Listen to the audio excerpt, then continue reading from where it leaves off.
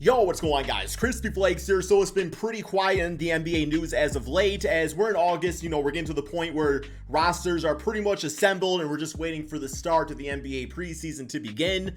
But with that being said, it's just been reported by Shams, guys, that the Knicks and Jazz have re-engaged on trade talks for Donovan Mitchell. But not just that, we also have the Washington Wizards and Charlotte Hornets both interested in making a big-time trade, man. So for today's video, we are going to see if we can figure out a trade for all three of these teams and see which one actually makes the most sense. You guys give me some trades in the comment section below. And also, man, just keep in mind, I cannot grow this channel without you.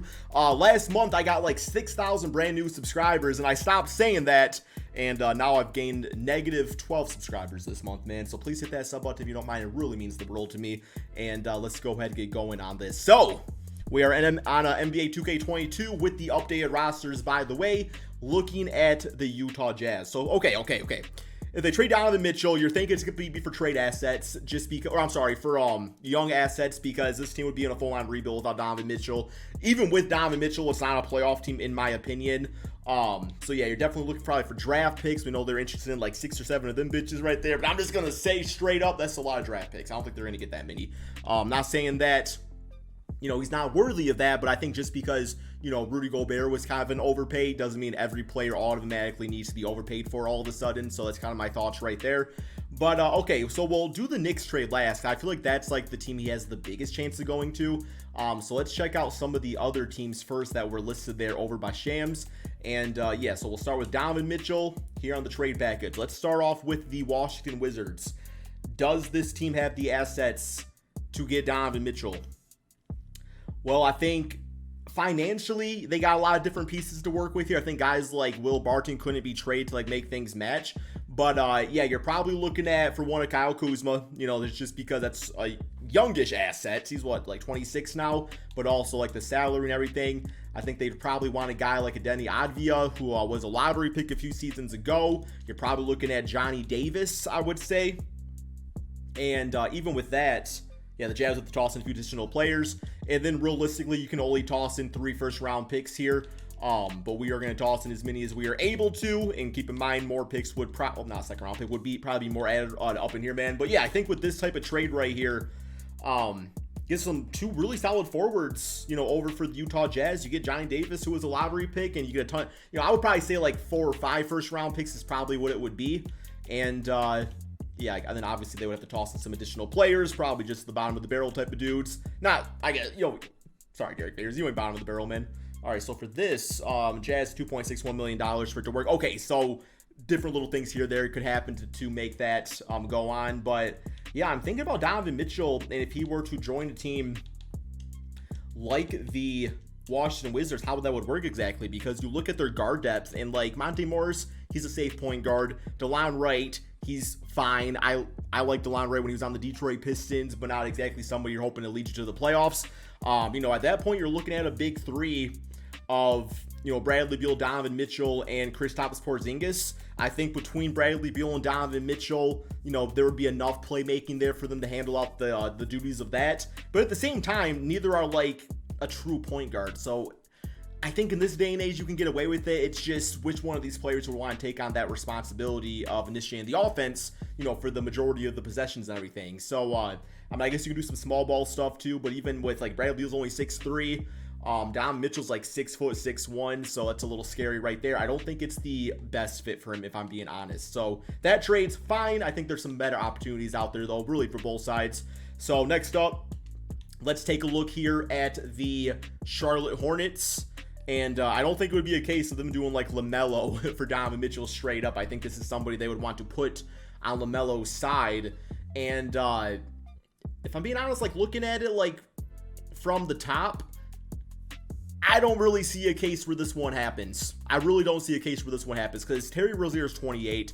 You don't want Gordon Hayward. You got Kelly Oubre, he's 26, kind of matches the Kuzma energy from the other trade. But beyond that, you don't really have like extremely young assets that would be like, oh my goodness, like we have to, like if you're the Jazz, like we are geeked about this dude. Like, yeah, you got Book Knight. Book Knight, we haven't seen too much from him yet. Kai Jones, pretty nice in the summer league and everything. Mark Williams. But they also got Walker Kessler over on the Jazz. So they don't really need like another young center to bring up.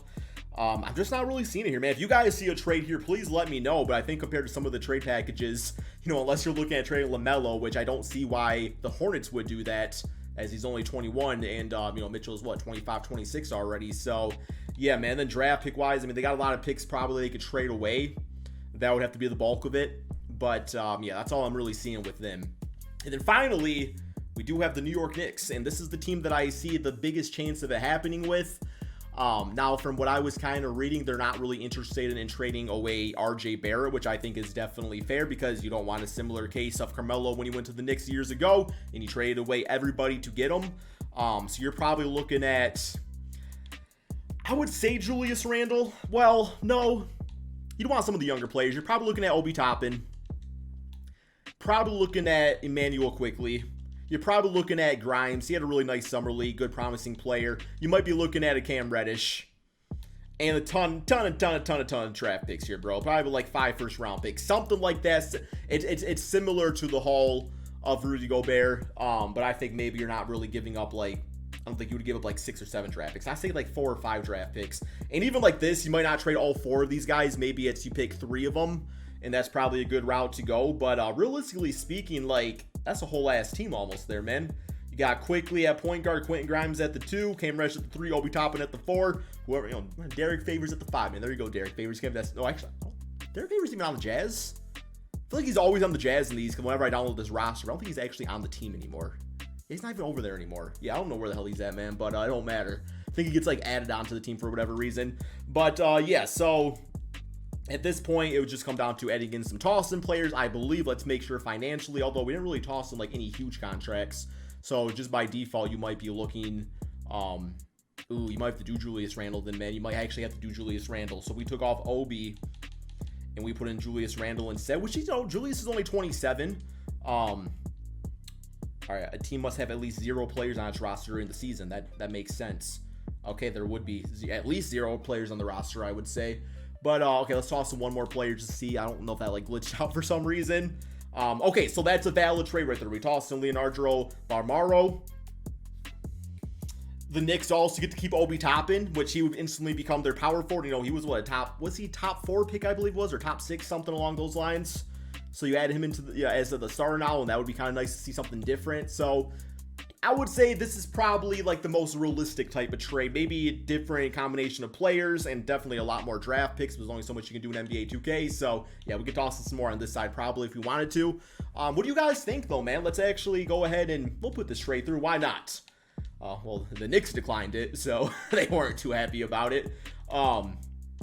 So, ooh, that's a y'all getting Victor, man. You guys are all getting Victor Wembanyama. Okay, that's all I got to say there about that. And actually, let's go over to the Knicks side real quick. Let's go to the team selection and pull them up. New York Knicks, where are you at, man? Okay, we deselect them. There we go. New York Knicks. And now, this is what you're looking at roughly for a starting 5. That would be one of the most exciting young teams to watch in the NBA. And that's the playoff team. And Jalen Brunson becomes more valuable because he doesn't have to play like a second option type dude. We give you a third option. Mitchell at 1, RJ at the second option, Brunson. Obi top with athleticism, Mitch Robinson for the defense. It's beautiful. I love it. I love it. Do it, New York. Do it. Don't give up too much. But if the offer's there and it's right and it feels right, do that trade, man. What y'all think? Let me know in the comment section below. Thank you all so much for watching, and peace out, my friends.